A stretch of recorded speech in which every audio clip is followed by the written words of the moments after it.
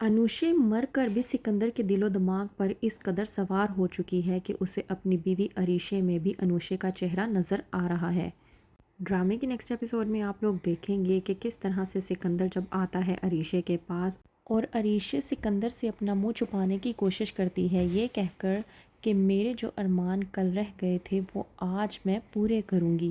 سکندر جو کہ عریشے سے کہتا ہے کہ یہ سب کچھ تم کیا کر رہی ہو، وہیں پر عریشے کہتی ہے سکندر سے کہ تم مجھے دیکھ کر میری منہ دکھائی دو گے۔ سکندر جب جاتا ہے عریشے کا گھونگھٹ اٹھانے کے لیے تو عریشے کا چہرہ دیکھنے کی بجائے اسے وہاں پر انوشے کا چہرہ نظر آتا ہے، اور عریشے کو دیکھ کر سکندر اس طرح سے گھبرا جاتا ہے کہ سکندر کو اس طرح سے گھبرائے ہوئے عالم میں دیکھ کر عریشے گھبرا جاتی ہے اور پوچھتی ہے سکندر سے کہ ایسا کیا ہو گیا جو تم مجھے دیکھ کر ڈر گئے۔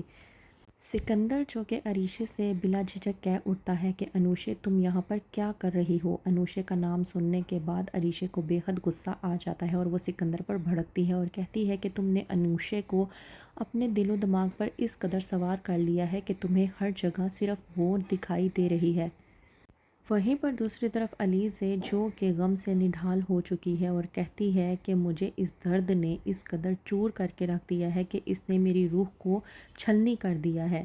وہیں پر انوشے علیزے کے خیالات میں آتی ہے اور آ کر علیزے سے کہنے کی کوشش کرتی ہے کہ علیزے تم ان لوگوں میں سے نہیں ہو جو درد ملنے کے بعد خاموشی اختیار کر کے بیٹھ جائیں گے۔ کچھ لوگ ہوتے ہیں ایسے جو درد ملنے کے بعد خود بھی چور ہو کر رہ جاتے ہیں، لیکن بہت سے لوگ ایسے ہوتے ہیں کہ اسی درد کو اپنا ہتھیار بنا کر لوگوں سے لڑائی کرتے ہیں، اور میرا ماننا یہ ہے کہ تم انہی لوگوں میں سے ایک ہو۔ تمہیں اس درد کو اپنا ہتھیار بنانا ہوگا اور اپنے جینے کی وجہ بنانی ہوگی۔ اپنی جینے کی وجہ بنانے کے ساتھ ساتھ تمہیں میرا بدلہ بھی لینا ہوگا۔ علیزے جو کہ اپنے آپ کو مضبوط کرنے کی کوشش کرتی ہے تاکہ وہ انوشے کا بدلہ لے سکے اور اپنی زندگی میں مزید آگے اچھے طریقے سے بڑھ سکے۔ وہیں پر دوسری طرف سکندر کے والدین سکندر کو کہتے ہیں کہ ہم لوگوں نے تم لوگوں کے لیے ایک پلان سرپرائز کیا ہوا ہے، آئی ہوپ سو کہ تمہیں یہ سب کچھ پسند آئے گا۔ سکندر کے والدین عریشے کو اپنے ساتھ لے جاتے ہیں اور سکندر کا کمرہ ایک بار پھر سے سجا ہوا دکھاتے ہیں اور کہتے ہیں کہ یہ سرپرائز ہے تم لوگوں کے لیے۔ عریشہ یہ سب کچھ دیکھ کر بہت زیادہ خوش ہو جاتی ہے اور کہتی ہے کہ مجھے یقین نہیں آ رہا کہ آپ لوگوں نے اتنی جلدی ہمارا کمرہ ٹھیک بھی کروا لیا ہے۔ کہتی ہے عریشہ سکندر سے کہ میں بہت زیادہ خوش ہوں، کل جو میں اپنے کمرے کو دیکھ کر مایوس ہو چکی تھی آج میرا دل خوشی سے باغ باغ ہو چکا ہے۔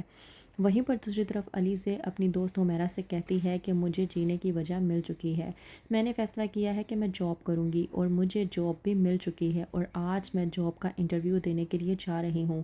تم دعا کرو کہ مجھے وہ جاب مل جائے کیونکہ وہ جاب بہت زیادہ اچھی ہے۔ اگر وہ جاب مجھے مل گئی تو مجھے زندگی کا ایک نیا موڑ مل جائے گا اور میں اپنی زندگی کو ایک اچھے طریقے سے چلا پاؤں گی اور ساتھ ہی ساتھ اپنی بہن کا بدلہ بھی لے پاؤں گی۔ لیکن علیزے اس بات سے انجان ہے کہ جس کمپنی میں وہ جاب کے لیے جا رہی ہے اسی کمپنی کے بیٹے نے اس کی بہن کی زندگی برباد کی تھی۔ جب جاتی ہے علیزے جاب کے انٹرویو کے لیے تو وہاں پر اس کا ٹکراؤ حمزہ کے ساتھ ہو جاتا ہے اور حمزہ علیزے کو دیکھ کر ایک طرف سے خوش بھی ہوتا ہے اور دوسری طرف سے پریشان ہو جاتا ہے کہ یہ آخرکار یہاں پر کیا کر رہی ہے۔ حمزہ علیزے کو اس طرح سے پریشانی کے عالم میں دیکھ کر سمجھ نہیں پاتا۔